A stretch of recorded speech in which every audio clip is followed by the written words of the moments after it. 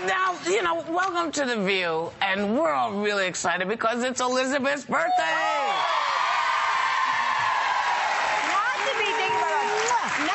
With my birthday day. That's right. I'm so happy it's your birthday. Yeah, it's fun. Yeah. You know what's funny? The kids get more excited than I do because they know cake is somewhere around the corner today. So they woke me up at about 5, the two of them. So they did? Yeah, Grace is so excited. It's your birthday. Where's the cake? It's like 5:15 in the morning. So tell us, we give everybody the opportunity to say what they want on this show on their birthday. So tell us what you chose. I asked that my brother come and sing happy birthday to me today. My brother Ken, he'll be here later in this show. He's been rehearsing. He's a good guy. Very cool. Yes. And we love each other so much. Couldn't be more different in some ways, but he's my hero in so many too. What so did your husband give you? Tim got me a ring, but I returned it for a Beaux ball. One of those workout balls. You know the half ball? It's like a half ball. It's a half ball.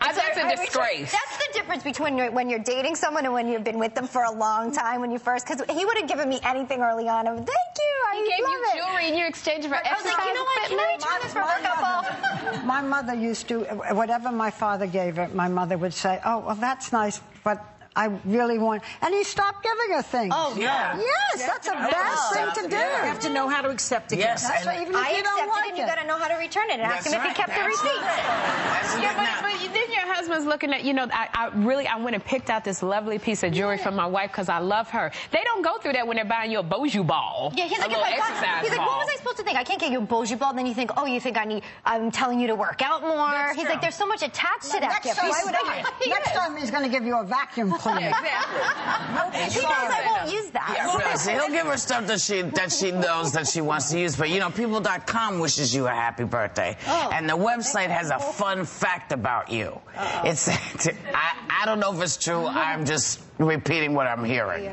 The first date that you had with your husband, Tim, lasted 14 hours. It did? Ooh, that must have been some good stuff, girl. 14 hours. It might have been longer. There was no.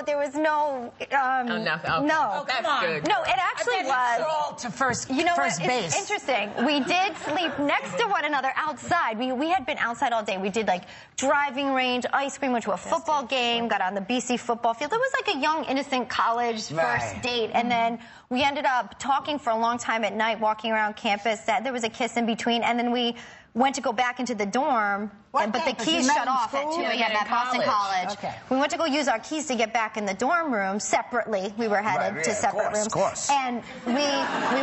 And it shut off at like 2 a.m. So we ended up just sitting down on a bike rack talking. We woke up the next morning like this. On the bike rack. And then we woke up, got on the T, and went to IHOP for breakfast. So it was a long first date. Then? Did you say, this is the man I'm going to marry? I thought, yeah, it had that feeling. It had that feeling. Yeah, but it was a lot also of commitment, 14 hours. It was a long time, you know. There was no hanky-panky, really. One little kiss. We had our first kiss. Yeah, but it was sort of that like preserved moment of puppy love. It was nice. Well, listen, you know, a moment of hanky-panky thought is not bad either. You know, because you might not be into doing anything right now, but your mind says, you know, I could have a little fun here. Give you something to shoot for. We should remember the hanky-panky and keep the jewelry. Yeah, well, look where the hanky-panky has gotten me. That's right. I say buy your own jewelry. Buy your own jewelry. Keep the hanky-panky to yourself. Now, the big headline this morning is the Pennsylvania woman who faked a frantic 911 call saying that she and her daughter were thrown in the trunk of a car and kidnapped by 2 black men and were eventually, it turns out, they were tracked down to the most expensive hotel at Walt Disney World. Now, are you sure it wasn't Robert Iger who kidnapped them? you know, it's very funny. It's funny and it's not funny because kidnapping and all those things are terrible. But do you think we could get like maybe a new story? Yeah. Because every time something happens, it's like 2 black men. Yeah. And now always 2, never Mix it up. 1. Like 1 black guy, 1 white guy. Yeah. No, take out the black guy because I'm tired. I get what you say it's the funny, but I'm going. We always get scapegoated in this this way. There are so many, you know, Susan Smith, whose 2 kids, she killed her 2 kids, and she said it was black men. And then, I don't know if you remember in Boston, there was a guy named Charles Stewart who shot his wife, and he said it was black men. And then the lady who was Ashley Todd, who was, it was a whole list, who was campaigning for McCain, and she said it was a black man who carved the C in her thing. And it was like, you scapegoat these black men, and then you make it so that the black man is this boogeyman. Right. And you put this fear into everybody, and it really harms black men. And that's where the funny, I'm really passionate about it. It makes me so angry. I think you're right. Well, here's where the funny comes to me. I think of all the other people that they could blame. They could say, I don't know, 2 elephants came along and snatched. I mean, if you're going to go out on a limb, go out on it. Martians came and put us in the trunk of the car. You know, just. Should there be, obviously now, like if they found her, right? So the charges, I don't know how much it costs to put out a search for somebody, but she's probably liable for that. On top of which, I mean, you would think this person, I think that classifies as racism, no? Right?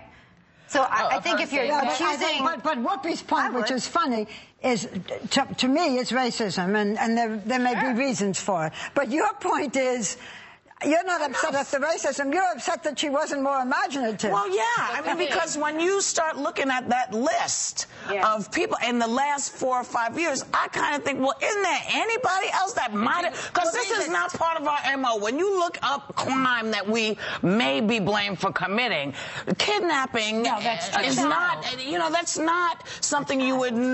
Especially not a child. Because we spend so much time raising other people's children that we say, you know, this is not something we want to do. You know? Do you know what I mean?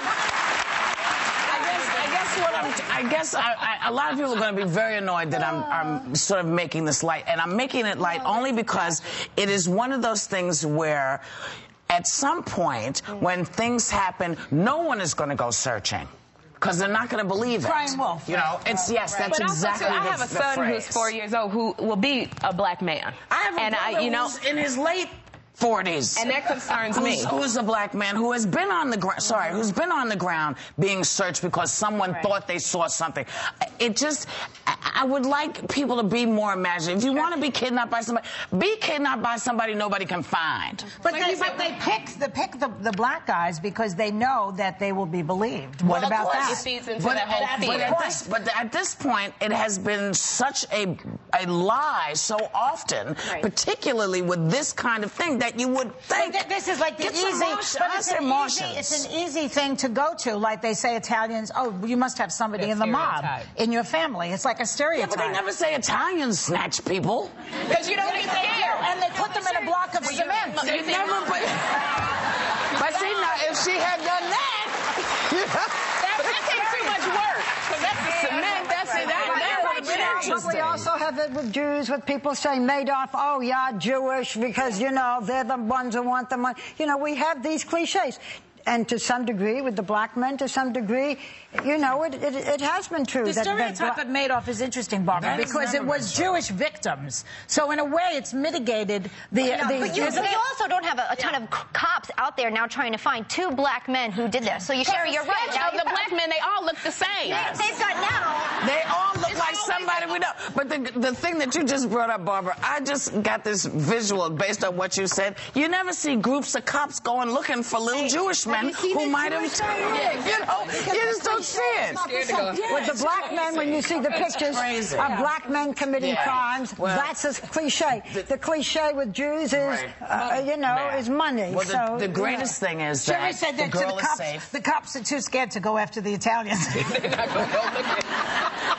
don't see white, blue-eyed Protestants. Excuse me, you don't see white, blue-eyed Protestants. No, that's white-collar crime you associate with that. Yeah. Those are the guys in the building. Everybody that's makes like an Bill. association. We look at our associate producer and go, hey, yeah, you look familiar. Serial killers are never black. Very rarely. Yeah. They're always these good-looking white guys. No.